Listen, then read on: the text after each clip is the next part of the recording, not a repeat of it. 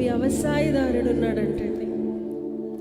ఒక వ్యవసాయదారుడు, ఆయన దగ్గర ఒక చిన్న పంది పిల్ల ఉందంట. ఆ చిన్న పంది పిల్లను ఆయన ఎటు వెళ్తే అటు తీసుకెళ్ళేవాడంట. ఎక్కడికి వెళ్ళినా ఆయనతో పాటు చక్కగా వచ్చేదంట. కానీ దానికి ఒక ప్రాబ్లం ఉండేది.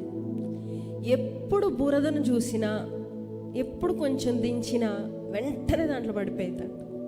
పంది స్వభావం అట్లాంటిది కదండి. ఈయన ఎన్నిసార్లు మళ్ళీ తీసుకొచ్చి మళ్ళీ చక్కగా స్నానం చేసి చక్కగా మళ్ళీ పట్టుకొని వెళ్తాడంట. మళ్ళీ అదే పని చేసిందంట.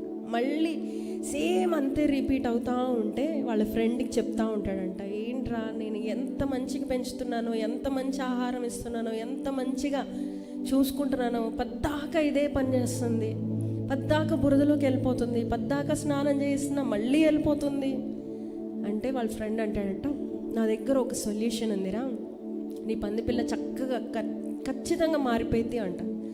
ఏంటి తప్పకుండా చేయాలంటే, ఏం లేదు, నా దగ్గర ఒక గొర్రె పిల్ల ఉంది, ఆ రెండిటికి ఒక చిన్న ఆపరేషన్ చేయాలంటాడంట.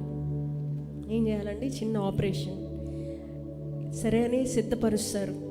గొర్రె పిల్లని ఫస్ట్ కట్ చేస్తారు. కట్ చేసి గొర్రెపిల్ల యొక్క హృదయాన్ని బయటికి తీస్తాడంట. గొర్రెపిల్ల యొక్క హృదయాన్ని బయటికి తీసిన తర్వాత పందిపిల్ల యొక్క గుండె దగ్గర కూడా కట్ చేసి దాని హృదయం కూడా బయటికి తీస్తాడంట.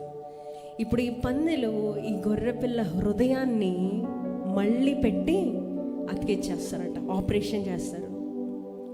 ఈ పందిపిల్ల హృదయాన్ని తీసి పడేస్తారు. ఆ గొర్రెపిల్ల పాపం చనిపోయింది, కానీ పందిపిల్ల హృదయము ఇప్పుడు పంది హృదయం కాదు, కానీ గొర్రెపిల్ల యొక్క హృదయం. ఆమేన్, హల్లెలూయా. ఇప్పుడు బయటికి తీసుకెళ్ళాడంట, ఎక్కడికి వెళ్ళలేదంట, ఆయన చుట్టూనే తిరుగుతూ ఉందంట. హల్లెలూయా. దేవుడు మన నుండి ఆశపడేదండి, దేవా ఈ నూతన సంవత్సరంలో ఒక నూతన హృదయం నాకు ఇవ్వయ్యా. ఆయనకి మన హృదయాన్ని ఇద్దామండి.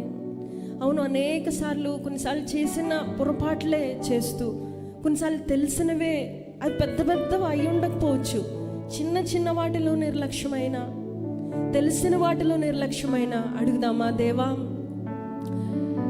ఇక నేను నిర్లక్ష్యంగా నేను ఉండొద్దు, ఇక నేను అనాలోచనగా నేను ఉండొద్దు, నీ పైన దృష్టి పెట్టి, నీ పైన ఫోకస్ చేస్తూ తండ్రి, నీ వాక్యం పైన ఫోకస్ చేస్తూ, దాని మీద ఆధారపడుతూ, దాని మీద రిలై అవుతూ తండ్రి, దాన్ని వెంబడించే వాళ్ళగా మమ్మల్ని చేయయ్యా అని అడుగుదామండి.